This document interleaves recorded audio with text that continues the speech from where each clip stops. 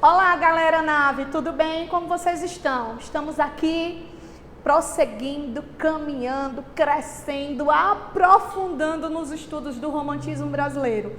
Só fazendo a ponte com as nossas duas últimas aulas, nós vimos toda esta contextualização do romantismo brasileiro, especialmente 1808, 1822, 1836, 1808 a vinda da família real portuguesa ao Brasil, 1822, independência do Brasil, Dom Pedro lá, né, as margens do Ipiranga, tudo ali idealização, mas enfim. 1836, uma data muito importante para nós, o marco do início oficial do romantismo como estética literária no Brasil. Depois disso, nós tivemos aulas sobre as características, subjetivismo, sentimentalismo, pessimismo, tédio, melancolia, natureza, religiosidade, formas de evasão, sonho, imaginação, suicídio, morte. Tudo isso, não é? E hoje nós vamos começar a estudar as três divisões, as três fases do romantismo brasileiro. Desta feita, nós vamos começar a estudar a primeira fase, que tem por título Nacionalismo e Identidade. Se nós fôssemos escolher um documento oficial para esta primeira fase, de fato e de verdade, seria a Canção do Exílio, de Gonçalves Dias, pelo seu caráter de ufanista. Lembra lá o ufanismo?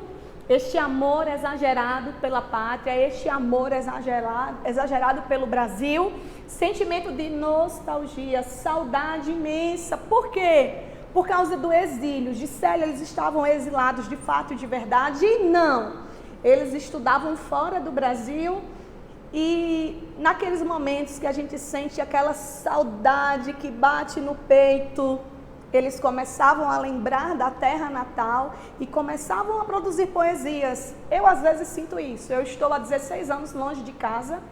Lembra lá que eu sou de Recife, Veneza brasileira, uma das melhores cidades deste país, enfim. Um dos melhores clubes deste país, Esporte Clube Recife, muito melhor que o 13, muito melhor que o Campinense, diga-se de passagem, mas enfim. E esse sentimento às vezes bate em mim. Eu sempre digo a Deus nas minhas orações em casa, eu estou pelo mundo, mas um dia eu quero retornar para casa, eu quero retornar ao meu lugar. É este mesmo sentimento que às vezes me abate e que estava aqui presente nos escritores do romantismo. Por fim, lógico, a construção do nacionalismo, a identidade nacional. E diz assim a Canção do Exílio: minha terra tem palmeiras onde canta o sabiá, as aves que aqui gorjeiam não gorjeiam como lá. Ele estava em Portugal, hein? Nosso céu tem mais estrelas, nossas várzeas têm mais flores, nossos bosques têm mais vida, nossa vida mais avós. Você consegue perceber o ritmo da poesia? É uma poesia perfeita em termos de métrica, em termos de escansão, perfeita. Em cismar sozinho uma noite, mais prazer encontro lá. Minha terra tem palmeiras onde canta sabiá. Minha terra tem primores que tais não encontro eu cá. Em cismar sozinho uma noite, mais prazer encontro eu lá. Minha terra tem palmeiras onde canta sabiá. Para mim, o clímax da poesia é a última estrofe, quando ele diz assim, ó: não permita, Deus, que eu morra, sem que eu volte para lá, sem que desfrute os primores que não encontro por cá, sem que ainda viste as palmeiras onde canta o sabiá. O que é que eu tenho na Canção do Exílio, além deste sentimento nostálgico, além desta saudade? Eu tenho uma exaltação da natureza brasileira. Eu tenho uma exaltação desta natureza bela e exuberante, que é um dos principais marcos da primeira fase do romantismo brasileiro. Ok? Vamos lá? Várias missões vieram para cá, até mesmo Darwin, né, veio fazer um estudo de espécimes no Brasil. Então eles vieram ao Brasil, eles fizeram desenhos, eles pintaram os desenhos, e tanto estes quanto aqueles que aqui estavam dentro da construção deste projeto literário, identificaram o índio e a natureza brasileira como aqueles que são capazes de formar a identidade brasileira. Lembra? Nós vimos isso na primeira aula lá do contexto histórico com a presença do grande, ele não está aqui hoje, que pena, Renato. Nós vimos com ele que os nossos poetas, a literatura como reflexo de memória, a construção da memória deste país, olhou para trás. voltou ao passado primitivista, ao passado histórico, em busca de elementos que pudessem nos caracterizar como nação brasileira. E antes da chegada dos portugueses em nossa terra, e eles encontraram o índio e a natureza. Daí a palavra célebre de Gonçalves Magalhães. Lembra que foi ele quem deu início oficial ao romantismo brasileiro?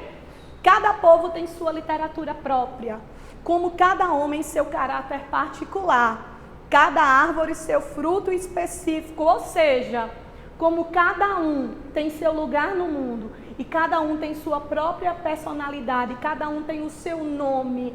O nome é importantíssimo. O nome traz identificação, quem nós somos. Do mesmo jeito, procurou-se dizer quem é o Brasil. O Brasil separado de Portugal. O Brasil não mais como colônia, mas o Brasil como uma nação livre, como uma nação soberana.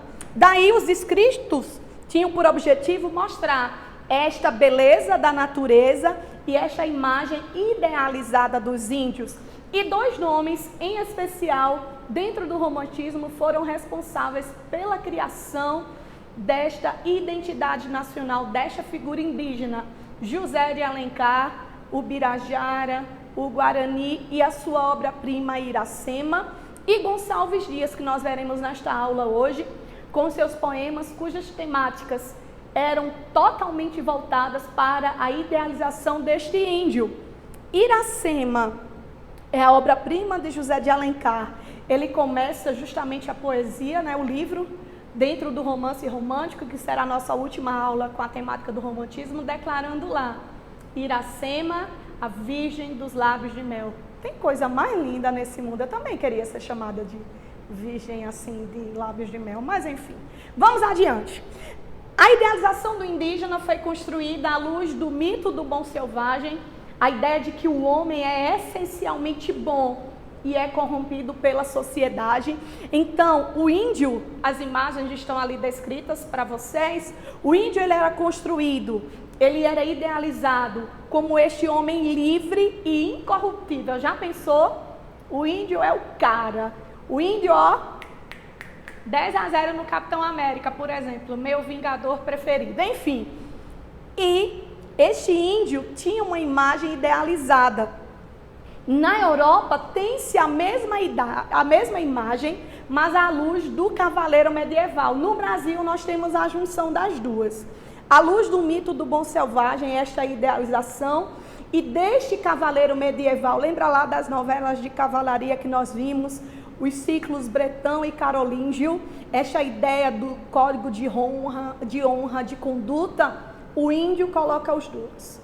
A junção das duas para construir esta idealização. Este índio que é bravo, que é guerreiro, mas que é cheio de virtudes. Tudo bem aí? Adiante. O lema ainda continua a ser tudo pelo Brasil e para o Brasil, lembra lá? Lema da revista Niterói, publicada por Gonçalves Magalhães. E qual é o projeto literário da primeira geração? Gente, lógico, a afirmação da identidade brasileira, nós já estamos carecas de saber, enfim. Resgate do índio e da natureza exuberante como símbolos da nação. Que o diga o sabiá ali no cantinho. Vamos ver. Temáticas, nacionalismo já falamos, ufanismo já falamos. Importante ufanismo. Este sentimento ufanista, desenvolvido e enraizado e idealizado no romantismo, voltará com triste fim de Policarpo Quaresma no pré-modernismo. Este amor exagerado pela pátria, ao ponto de morrer por ela. Preste atenção nisso, é importante aprender isto por causa do pré-modernismo, ok? Índio como grande herói, e claro, eu estou falando de romantismo. Os dois S's da literatura, do lirismo, se fazem presente duplamente dentro do romantismo, que é a ideia da subjetividade, o eu, sou eu, a minha dor, a minha angústia, a minha identidade e, logicamente, o sentimentalismo, emoções e sentimentos. Na primeira fase, totalmente voltados para esta construção idealizada da natureza do índio. Na segunda fase, sofrência, amizades. Nós chegamos lá. Gonçalves Dias é o grande nome da primeira fase. Olha só, Gonçalves Magalhães, são dois Gonçalves. Gonçalves Magalhães foi responsável por implantar o romantismo no Brasil, mas quem vai consolidá-lo será Gonçalves Dias. Gonçalves Dias nasceu em Caxias do Maranhão, eu estive lá nas viagens do meu pai, papai, né, vivia viajando pelo Brasil, mecânico de tratores, e numa destas viagens eu fui e conheci Caxias do Maranhão. Há uma estátua na cidade em homenagem ao cara. Ele estava voltando de Portugal, né, ele estudava em Portugal, e o navio que ele estava naufragou. Ele estava doente e morreu. Olha que fim trágico do cara, do nome mais importante da nossa literatura, na poesia, em termos de literatura indígena, deste sentimento, desta idealização. Então, assim, foi muito triste a morte dele. Mas ele não só falou de índios, cuidado com isto. Nós às vezes achamos, Gonçalves Dias, índio, idealização, identidade nacional. Ele também fez poesias exaltando o índio, ele também escreveu poesias exaltando a pátria, lógico, o nacionalismo, primeira fase, mas, olha o mais que muda tudo. Ele também escreveu poesias falando do amor, desta idealização feminina. Ele vai construir, com relação ao índio, esta imagem do índio como herói. É uma poesia ritmada, à luz da métrica, da escansão, tudo isto. E foi um tipo de poesia muito bem aceita pela população brasileira. Dentro dos poemas indianistas, nós temos os mais importantes: Timbiras, Canto do Piaga, Deprecação e Juca Pirama. Dentre eles, eu trouxe o Canto do Guerreiro para nós. Olha só. Aqui na floresta dos ventos batida, façanhas de bravos não geram escravos, que estimem a vida sem guerra lhe dá. Ouvi-me, guerreiros, ouvi meu cantar. Olha o ritmo, a cadência das sílabas poéticas que ele utilizou para construir a poesia. Segunda estrofe. Valente na guerra, quem há como eu sou? Que vibra o tacape com mais valentia, que golpes daria fatais como eu dou.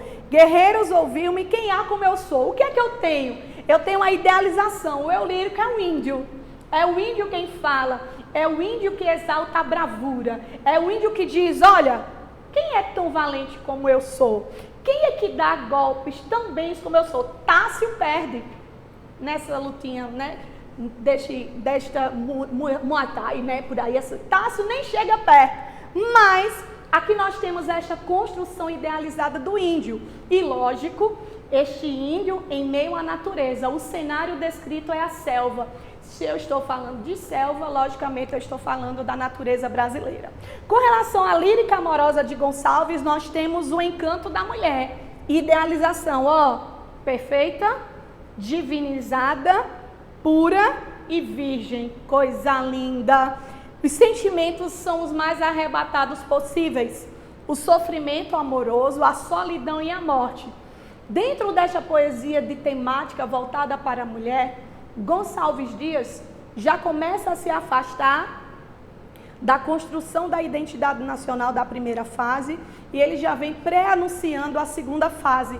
E eu trouxe um dos poemas mais conhecidos dele com relação a esta lírica amorosa, este sofrimento amoroso, e é com ele que eu termino minha aula agora. Olha só, que coisa linda, minha gente. Se morre de amor. Se morre de amor, não se morre.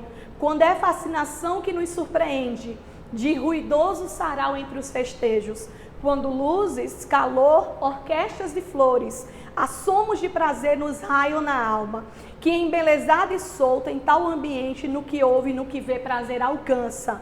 Compreender o infinito, a imensidade e a natureza e Deus. Gostar dos campos, das aves, flores, murmúrios solitários.